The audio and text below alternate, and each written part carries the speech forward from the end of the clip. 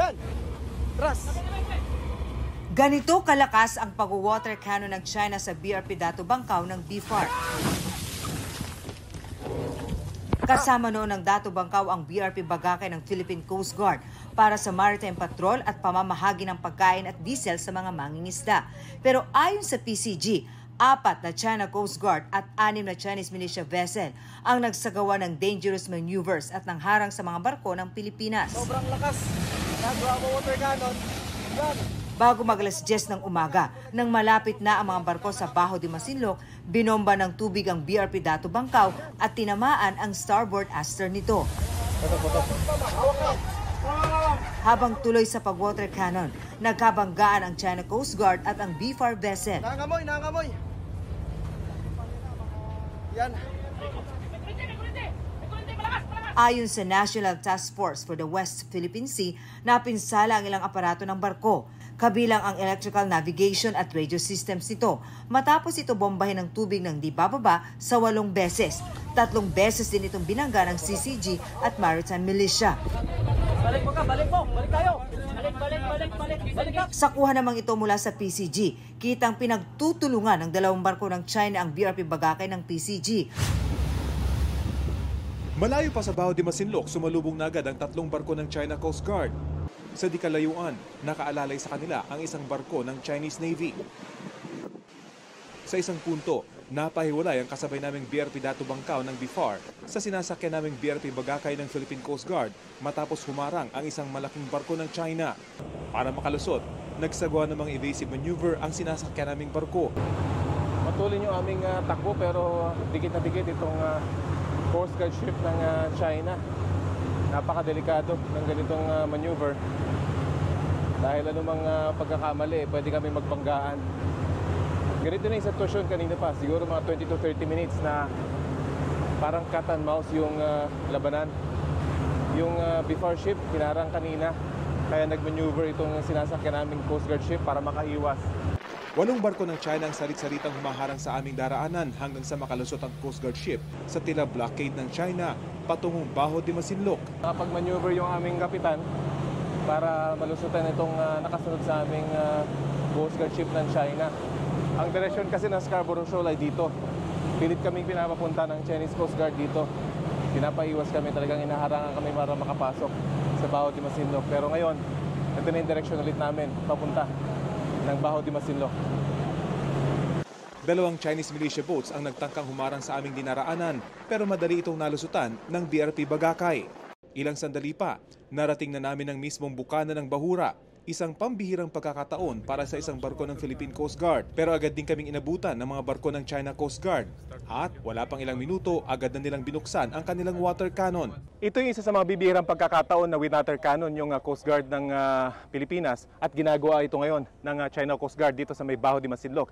Dahil sa aking pagkakaalam, ito yung unang pagkakataon na nakalapit ng ganito kalapit ang isang barko ng Philippine Coast Guard dito sa Baho de Masinloc.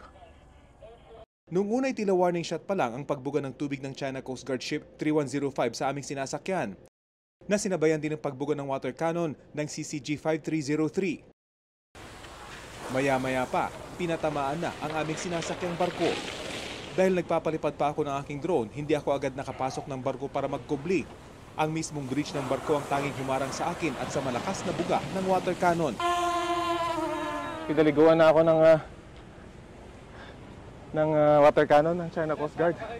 Pasok na muna ako.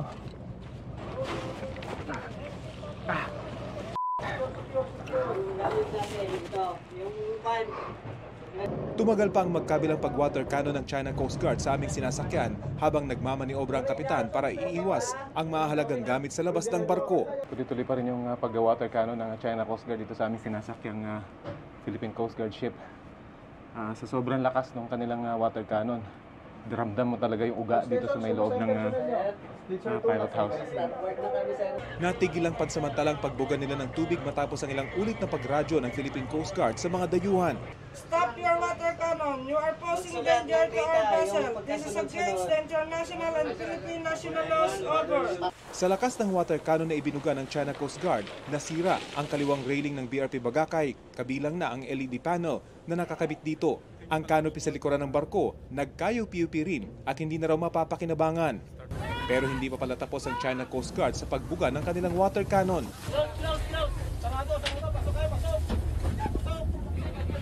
Hindi tumigil ang China Coast Guard hanggang sa lumayo sa Baho de Masinloc ang sinasakyan naming barko. At kahit palayo na kami sa bahura, patuloy pa rin sumunod ang mga barko ng China. Sa tuwing tumitigil ang aming barko, binubuksan nila ang kanilang water cannon na tila babala sa amin na lumayo na. Dahil sa pag-water cannon ng China Coast Guard, hindi na natuloy ang resupply mission ng BFAR sa mga mangingisdang Pinoy sa Baho de Masinloc. Pero tiyak daw, babalik ang mga barko ng Pilipinas para tulungan ang mga Pinoy na nagpupumilit pa rin mabuhay at makapangisda sa lugar na dekada na nilang pinagkukunan ng kabuhayan. Ayon sa PCG, muling nagkabit ang China Coast Guard ng 380-meter na floating barrier para harangan ang entrada ng Panatag Shoal. Ang pinsalang tinamo ng mga barko ng Pilipinas, patunay raw ng malakas sa water pressure na ginagamit ng China sa pangaharas. Very rarely do they water cannon our Coast Guard vessel. No? So this could be an escalation in that sense, and I relate this to Greenbank. Ayon sa China Coast Guard, pinalayas nila ang mga barko ng Pilipinas na nangihimasok nila sa Baho de Masinloc na tinatawag nilang Wangyan Island. Profesional at alinsunod daw sa batas ang kanilang ginawa at binaliwala raw ng Pilipinas ang kanilang mga babala. Ang Amerika naman nangako ng suporta sa Pilipinas bilang kaalyado nito sa pagtataguyod ng freedom of navigation at international law. Bago ito, mula pa noong nakaraang linggo, namataan din sa dagat na sakop ng Bicol Region ang isang Chinese-flagged research vessel. 3 Chinese survey and research vessels ang namataan naman sa Ayungin Shoal kahapon. Showing that they are not deterred, they are not scared by what is happening in the West Philippine Sea. Sa gitna pa rin ito ng pagpapatuloy ng palikatan exercises. Mula sa sinasakyang BRP Davao del Sur, lumipat ang mga Marines at Navy sa 2 Landing Craft Utility o LCU. Nang tanaw na ang mainland Palawan, kumalas na ang LCU sa barko. Sakay ng Landing Craft Utility itong mga miyembro ng Philippine Marines at Philippine Navy bilang bahagi ng Amphibious Landing Force. Sila yung magsisecure doon sa itinalagang area para kapag maayos na ang lahat, pwede nang sumabak doon ang iba pang mga tropa. Land the landing force! Land the landing force! Paglapit sa isang beach sa Kampong Ulay sa bayan ng Rizal, binuksan ang landing craft. At dahil low tide noon at hindi nakadikit ang landing craft, lumusong sa dagat ang mga sundalo para makarating sa Pampang.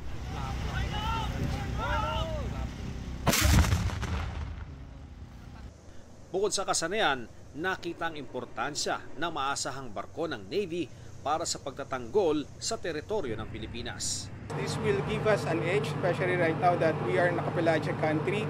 If we are to maneuver from the sea, kailanganin talaga natin itong barko para maipadala ang ating puwersa dun sa beach landing site. Para sa GMA Integrated News, Ian Cruz, Rafi Timang, Marisol Abduraman, kami ang inyong saksi.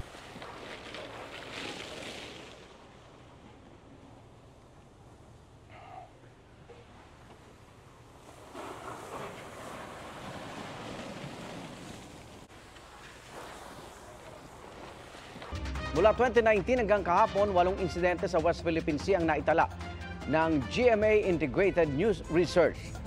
2 sa mga ito nangyari malapit sa Baho de Masinloc o Panatag Shoal. Disyembre, noong nakaraang taon, habang nagsasagawa ng resupply mission ng 3 barko ng BFAR para sa mga mangingisda ng Panatag Shoal, hinarang at binomba sila ng tubig ng China Coast Guard. Nadamay pati ilang mangingisda. Nang sumunod na araw, 3 barko namang nag-resupply mission sa Ayungin Shoal ang binomba ng tubig ng China. 5 pang insidente ang naitala sa Ayungin Shoal. Dito lang Marso, pinasok ng tubig at nasira ang resupply ship na Unaiza May 4. Nasugatan ng 3 Navy personnel. Sa kabila niya, naging matagumpay ang RORE mission sa BRP Sierra Madre na isinadsad sa Ayungin Shoal noong May 1999. Ilang beses sinabi ng China na walang pahintulot nila ang mga misyon ng Pilipinas sa WPS. Pero ilang beses din kinundena ng ating gobyerno ang mga pangaharas ng China sa loob ng Exclusive Economic Zone ng Pilipinas.